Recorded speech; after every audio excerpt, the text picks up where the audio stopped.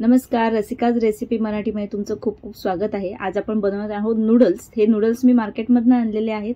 आमच्या इथे अशा प्रकारचे नूडल्स मिळतात जे थोडे स्वस्त मिळतात, कारण चिंग्स वगैरेचे घेतले ते जास्त कॉस्टली असतात। सो आपण हे नूडल्स घेतलेत, याला करणार आहोत आपण बॉईल।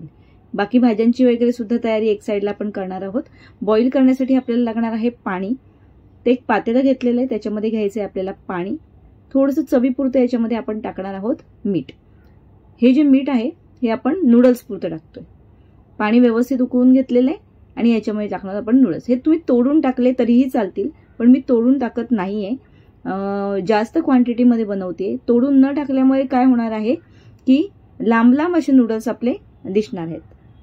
तर उकळी आलेली आहे आणि हे अशा प्रकारे सगळे नूडल्स सेपरेट सेपरेट होतात। अगदी लांब लचक असे नूडल्स आपले तयार होतात। शिजवताना थोडीशी काळजी घ्यायची की मीडियम असे आपल्याला शिजवायचे, पूर्ण शिजवायचे नाहीयेत, कारण ते नंतर सुद्धा शिजणार आहेत। सो अगदी बोटाने दाबले जातील थोडेसे, अशा प्रकारे आपण शिजवून घेतोय आणि नूडल्स असे आपले व्यवस्थित शिजवून तयार होत आहेत। नूडल्स झाल्यानंतर आपण मग हे थंड करून ठेवायचे आपल्याला। तर हे मी एका चाळणीमध्ये याला काढून घेते।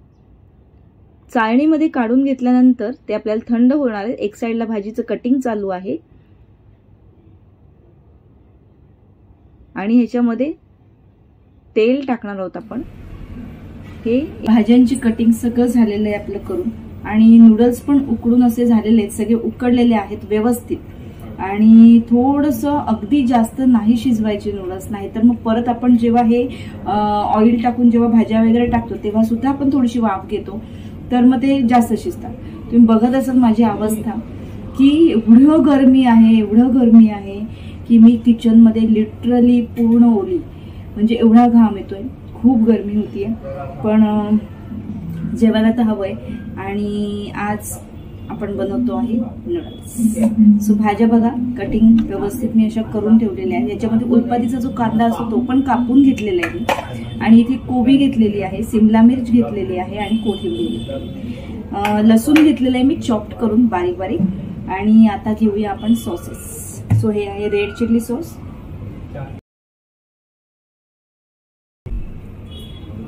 ही आहे शेजवान चटणी जी आपण ह्याच्यामध्ये वापरणार आहोत शेजवान नूडल्स बनवायला। हे आहे सोया सॉस, याचा पण आपण वापर करणार आहोत। सो सगळं तयार झालेलं आहे आणि मस्त गरम गरम बनवायचे आणि खायचे। बघा सुटसुटीत असे आपले नूडल्स झालेले आहेत रेडी, अगदी मोकळे असे झाले, थंड झालेले आहेत। भाज्या सुद्धा एक साइडला आपल्या कटिंग करून झालेल्या आहेत। आता मी घेतलेले आहे एक पॅन, मोठं घेतलेलं आहे कारण माझं नूडल्सची क्वांटिटी जास्त आहे। 2 पळी तेल घेतलेलं आहे, ह्याच्यामध्ये आपण चॉप्ड जे लसूण घेतलेलं होतं ते आपल्याला टाकायचं आहे। थोडं एक 5 ते 7 सेकंदासाठी आपण याला फ्राय करून घेणार आहोत। ते थोडंसं ब्राउनिश झालं आपलं की त्याच्यामध्ये आपण टाकणार उलपातीचा कांदा, तो थोडा वेळ आपण शिजवून घ्यायचा आहे। याच्यामध्ये मी भाजीचं प्रमाण जे आहे ते जास्त ठेवलेलं आहे। प्रत्येकाची करण्याची पद्धत वेगवेगळी असते। मी घरच्या घरी करते त्याच्यामुळे याच्यामध्ये अजिनोमोटो वगैरे याचा वापर करत नाही। सिमला मिरची सुद्धा टाकून घेऊया आपण, थोडीशी शिजवून घेऊया। थोडंसं क्रंच राहायला पाहिजे, पूर्ण गळगळीत शिजवायच्या नाहीयेत आपल्याला। तर ह्याच्या पुढे आपण टाकूया कोबी आणि मग ती सुद्धा घेऊया परतून। भाज्यांचा जास्त समावेश करण्याचं कारण असं की मुलं हे शिमला मिरची आणि कोबी ही तर भाजी अजिबात खायला मागत नाहीयेत। सो नूडल्सच्या ह्याच्याने का नाही, पण भाज्या आपल्या पोटात जाणार आहेत मुलांच्या, आणि म्हणून भाजीचं प्रमाण मी जास्त घेतलेलं आहे। उलपातीचा कांदा आपण टाकलेला आहे आता ह्याच्यामध्ये, आणि तो पण थोडा वेळ आपण शिजवून घेऊया। थोडंसं भाज्यांमध्ये आपल्याला मीठ टाकायचं आहे, म्हणजे लवकर शिजतीलही आणि प्लस चवीसाठी आपल्याला टाकावंच लागणार, कारण आपण ते पहिले मीठ टाकलेले ते फक्त नूडल्स पुरतं टाकलं होतं। सो हे भाज्या बघा व्यवस्थित असं आपल्या शिजल्या आहेत। आता मध्ये मी एक खड्डा तयार करतेय, त्याच्यामध्ये आपण टाकणार आहोत सॉसेस। सर्वात पहिल्यांदा घेतले मी ही शेजवान चटणी। नूडल्सही खूप जास्त आहेत त्यामुळे मी जवळजवळ 2 पळी शेजवान चटणीची घेतलेले आहेत। याच्यामध्ये आपण घेणार आहोत जवळजवळ 1 ते 1.25 चमचा आपण घेतलेला आहे रेड चिली सॉस। हे प्रत्येकाला तिखट किती हवं त्याप्रमाणे आपण टाकायचे। थोडंसं शेजवान सॉस सोया सॉस टाकलेला आहे आणि ह्याला आपण इथेच शिजवून घेतोय, फ्लेम बारीक आहे. थोडंसं सॉसेस शिजवून घेतल्यानंतर हळूहळू आपण त्या भाज्यांमध्ये मिक्स करून घ्यायचं. म्हणजे चटण्या जे आपण वापरल्या त्याच्यामध्ये सॉसेस ते व्यवस्थित शिजवून निघतात. तर हे व्यवस्थित हलवून घेतलंय, छान मस्त कलर आलेला आहे. आता ह्याच्यामध्ये आपण ऍड करतोय नूडल्स.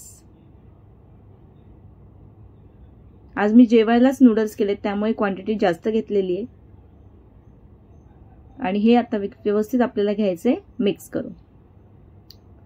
व्यवस्थित अशा भाज्या आपल्या मिक्स होत आहेत, मस्त छान कलर आलेला आहे. पण थोडंसं टेस्ट करून बघायचं की आपल्याला काय कमी वाटतंय. सो मी टेस्ट करून बघितल्यानंतर मला आठवण पडली की मी याच्यामध्ये टमॅटो केचप हे टाकलेलंच नाही. सो मी आता घेतलं याच्यामध्ये टमॅटो केचप, त्यामुळे मी आधी सांगायला विसरले, पण ते नक्की याच्यात ऍड करा. आणि प्रयत्न करते की छान असे नूडल्स तयार होतील.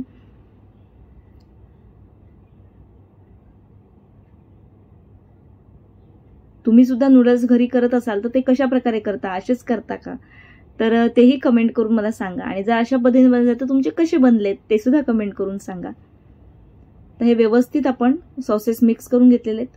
आणि वरतून मी थोडंसं पुन्हा एकदा कांद्याची पात टाकते आणि ह्याला घेते आपण मिक्स करून. आणि आता आपले रेडी झालेले नूडल्स खाण्यासाठी थोडं